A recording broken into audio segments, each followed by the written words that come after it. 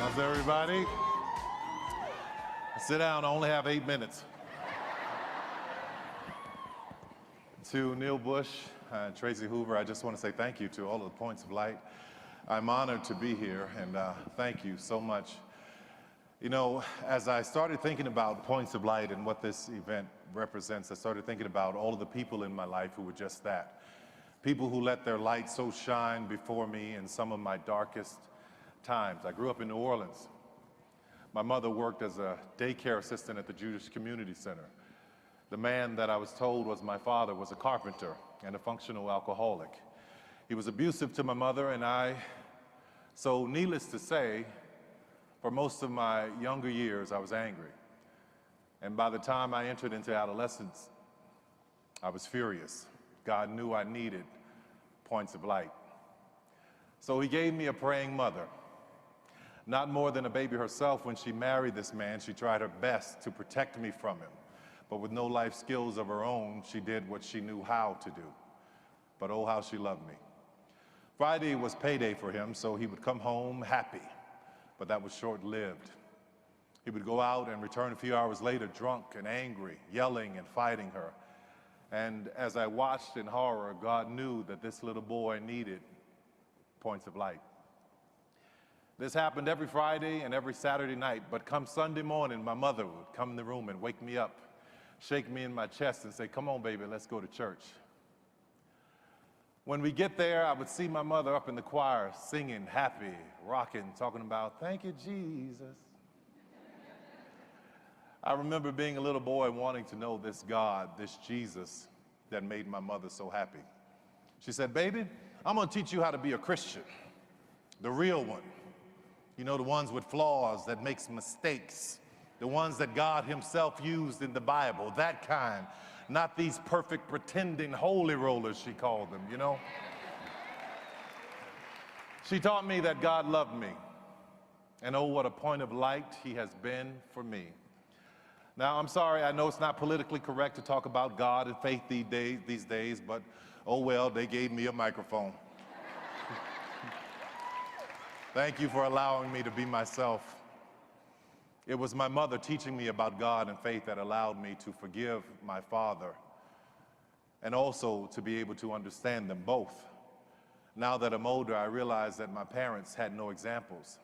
They were two wounded children trying to raise a wounded child.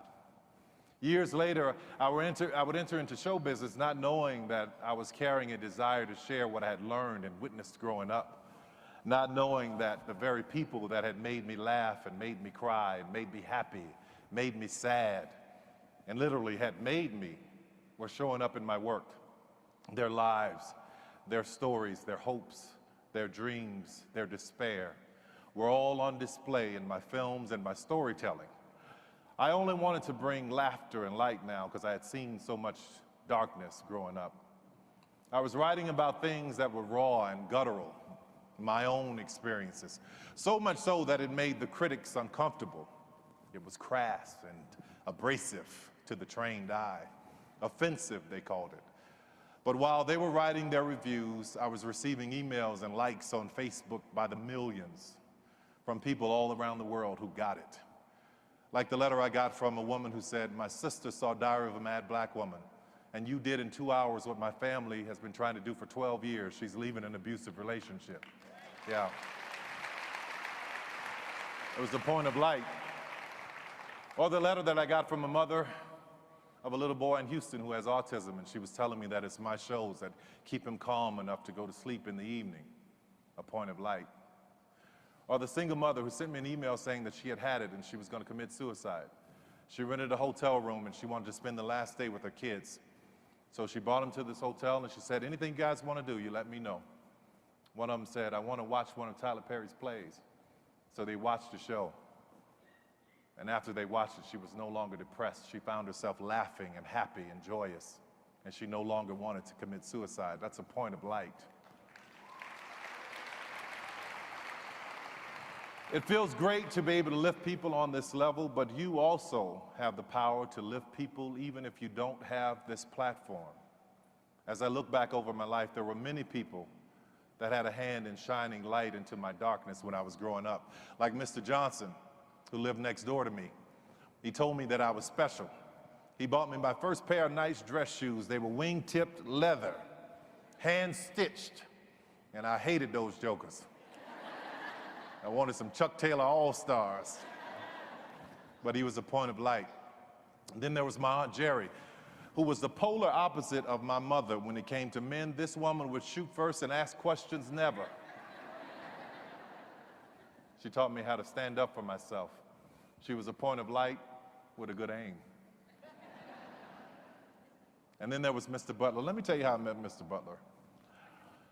I had just started junior high school, and in order for me to get to high school, I had to walk through the drug dealers, literally step over the whores and the drug addicts, walk through a graveyard, then in the next block pass gang members, and then go through the projects, and then come to a 6-lane intersection, and it was always busy, but just beyond that was the school. Well, one day as I'm approaching this intersection, I hear this voice saying, "Will someone help me cross?" He was in a suit. He had a cooler in a hand and a folded lawn chair in one hand and his cane in the other. "Will someone help me cross?" he said. People kept ignoring him, walking past him with their busy lives. We were poor, but we were busy. I don't know why poor people are so busy. I said, "I'll help you," in my 13-year-old changing voice. He said, "Well, thank you, son. May I have your shoulder?" I wish I had time to talk about giving your shoulder to somebody. I said, "Yes, sir." He said, "Don't trick me now." I said, "No, sir, I won't." We crossed the street. I asked him where he was going. He told me that he was going to my school to sell praline candies to the kids. So I helped him to the school, and he said thank you, and he told me that God would bless me for my kindness. He and I became friends. We took that walk every day. I came out of school one afternoon, and there he was sitting outside in that lawn chair selling praline candies, 25 cents. And I saw one of the kids try to buy candy, right? And they gave Mr. Butler $1, and they told him it was a $5 bill. I stepped in, and I said, "Mr. Butler, this is a scam." Needless to say, I had a lot of enemies at that school. But it didn't matter. I was glad to do it. You see, Mr. Butler was one of the first men in my life to see me. And what made it all the more special is that he was blind. He was a point of light. One morning I was late meeting him, and as I walked up to the intersection, I could see Mr. Butler standing there, not saying a word. So I tipped up behind him, and I said,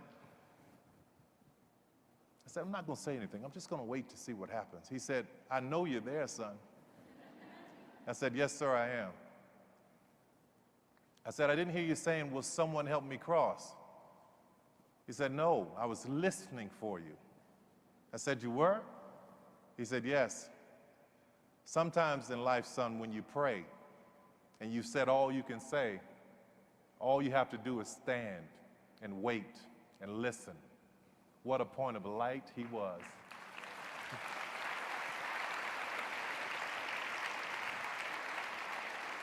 There are many people in this world that are wanting, waiting, saying, asking, begging, hoping, "Will someone help me cross?" We all have the power to be a point of light. Thank you, and God bless you. Appreciate it so much.